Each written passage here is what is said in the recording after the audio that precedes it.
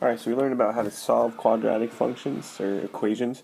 Now we're going to learn about quadratics as functions and how to graph them and how to do a couple other things. So a polynomial is a function of degree n, where n is the highest exponent of a variable, and it has a variable, usually x, and it's defined by, p of x equals a sub n times x to the nth power, all the way down to a constant term. So all that means is that, it's defined as variables being raised to whole number powers, and they have coefficients that are real.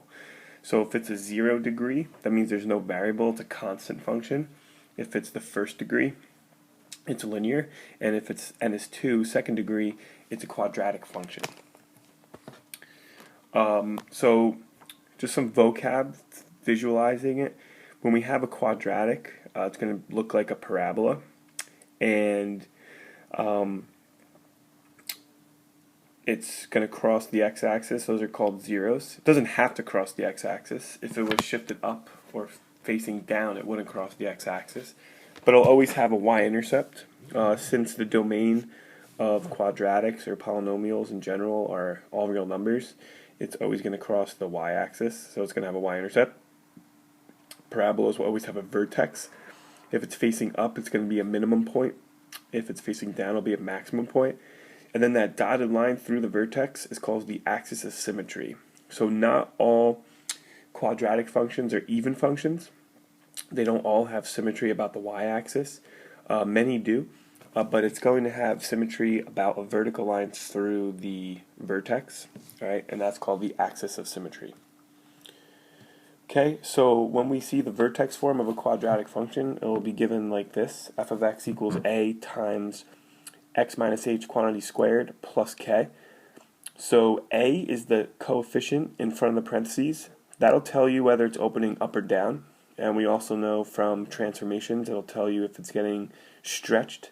Actually, we don't know. We haven't learned. No, we learned about transformations at this point. So yeah, so a, if it's greater than 1, it's going to make it more vertically stretched. If it's between 0 and 1, it's going to be wider parabola. Right, h comma k is the vertex. And the vertical line through the vertex is the axis of symmetry. So that's going to be x equals h.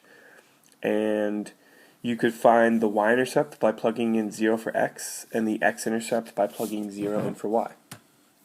Okay, so how to put a quadratic in vertex form if it's not in vertex form? Alright, there's two ways. This is probably the easiest way. Alright, first find the x-coordinate of the vertex by doing negative b over 2a. Alright, that should look familiar as the quadratic formula, from the quadratic formula. Okay, if I write the quadratic formula up there, the opposite of b plus or minus the square root of the discriminant, right? D is b squared minus 4ac, all over 2a. Alright, when you have a quadratic function, those x values will tell you the zeros, like where this crosses the x-axis. So if you don't add or subtract d, you'll be right in the middle of these two zeros. Thus, that will be a vertical line through that point will, the parabola will have symmetry through that line.